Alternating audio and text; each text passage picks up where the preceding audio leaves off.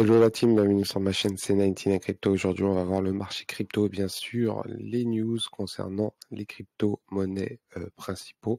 Mais juste avant, on va voir mon trade qui est catastrophique, hein. Mon trade pour le jour 6 que j'avais fait ce samedi et j'ai laissé jusqu'à ce lundi. Donc actuellement, je suis à moins 14%. Donc j'ai pas fermé malheureusement, j'ai pas mis de stop loss.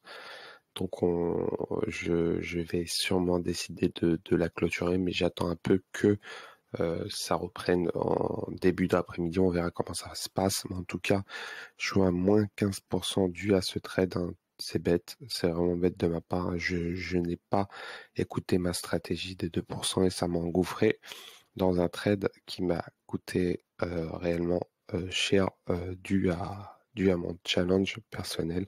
Donc c'est un peu dommage, donc je verrai ça tout à l'heure. Mais en tout cas, je voyais une hausse de Avalanche, mais vu que le marché s'est retourné, c'est ce qu'on va voir tout de suite. On peut voir que le marché est au rouge, hein. La plupart des altcoins et du Bitcoin sont en baisse. Donc on peut voir le Bitcoin à 24 352 dollars à moins 2,1%.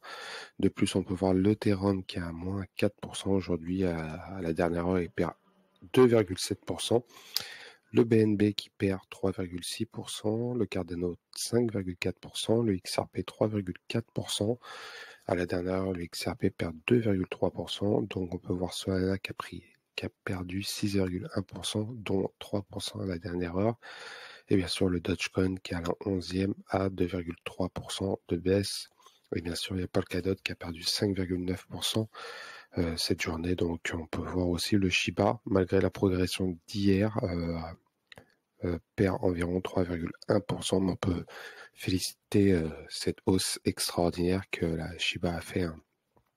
Il avait atteint les 38% environ, donc c'est vraiment énorme. Et bien sûr, Avalanche qui perd 5,7% à la 14e place.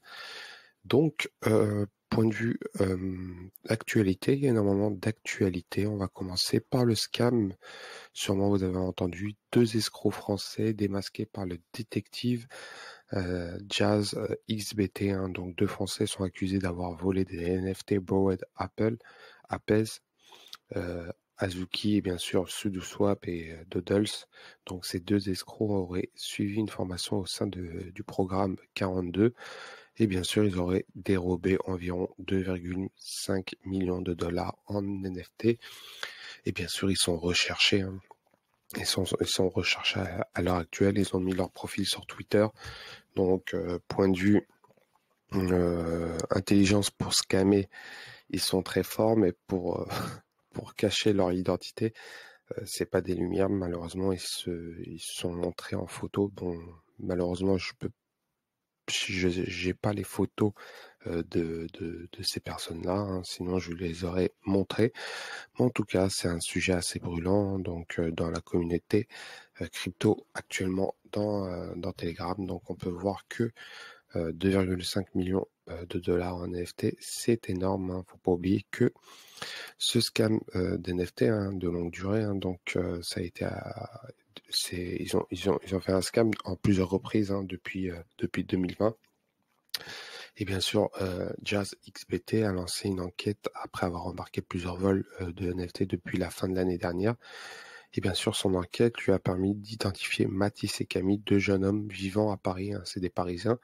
Et bien sûr, le détective a cependant pas dévoilé leur nom de famille pour éviter, bien sûr, des représailles, hein. Quand il y a certaines sommes d'argent, il y a des risques, des gros risques, je dirais, même pour que les représailles soient très très violentes. Donc, sûrement, la police a repris l'affaire, mais en tout cas, c'est une affaire à suivre.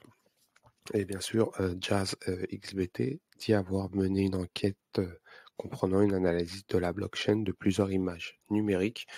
Bien que les 2 voleurs semblent avoir réussi à gagner la confiance des victimes, ils ont eu du mal à effacer leurs traces. Donc, ils ont, voilà, ils ont fait ça, mais en tout cas, ils ont mal fait leur coup, en tout cas, car ils vont être retrouvés, bien sûr, et ils risquent une longue peine de prison, je pense.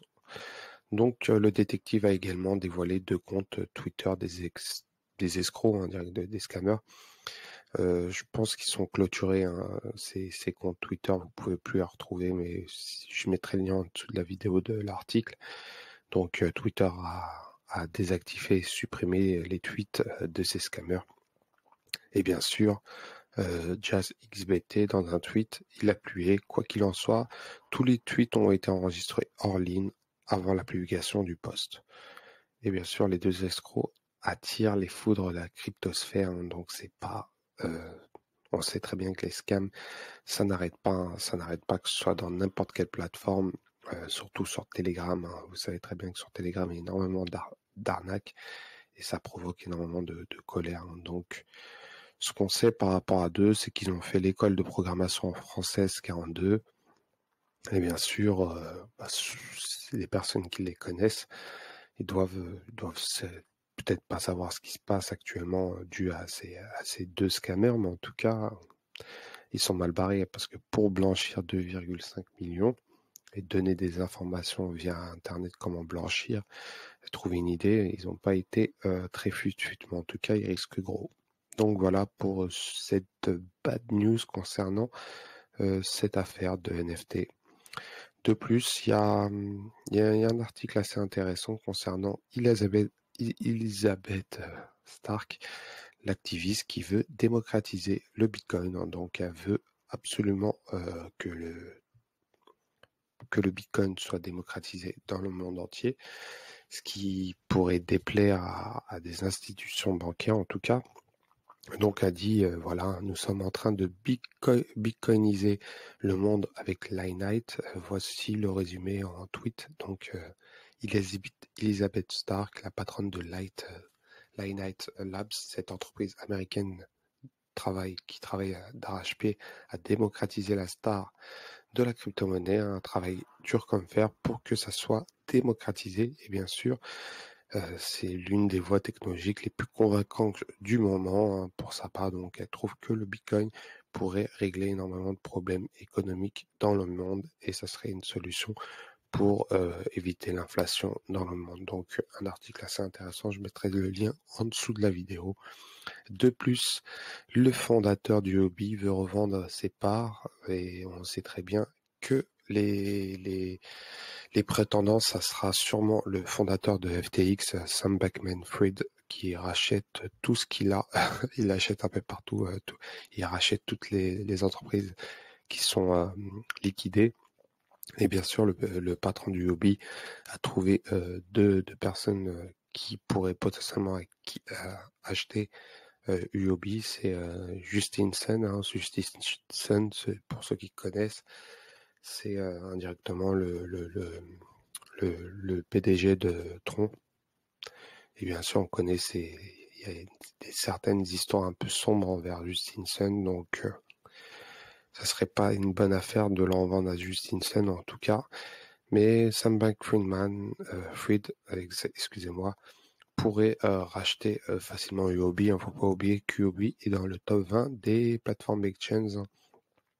Et donc, c'est pas à négliger. Donc, Sam Bankman-Fried est en train de racheter Celsius Network et bien sûr Voyager Digital. Donc actuellement, il veut tout racheter par rapport à cette news. Donc c'est vraiment intéressant. Et la dernière news, celle-ci, elle est un peu marrante. Hein. Donc le titre en dit long. Il y a le fameux Peter Schiff qui déclare que le Bitcoin c'est juste un rallye de crétins et bien sûr il attend une chute en dessous des 10 000 $. Et bien sûr il annonce que voilà, il déclare le marché va s'effondrer, je ne peux pas recommander aux gens de profiter du rallye actuel et de sortir. De nombreux investisseurs disposent encore de bénéfices. Il y a des personnes qui achètent du Bitcoin, il y en a 4, 5, 6 sur 6 ans, enregistrent des gros bénéfices. Il y en a même concernant l'Ethereum, mais il est temps d'en sortir, sinon le marché va encaisser les gains. Donc c'est ce qu'il déclare Peter Schiff. Et en plus, il déclare ouvertement qu'à la fin de la journée, les seules personnes qui sortiront de cette bulle crypto avec quelque chose sont celles qui auront vendu. Donc voilà les déclarations de Peter Schiff qui va déplaire surtout aux Bitcoin maximalistes et surtout bien sûr à toute la cryptosphère. Donc voilà, c'était les news de 99 Crypto. N'hésitez pas à commenter, liker, à vous abonner et je vous souhaite un très bon lundi. Ciao ciao.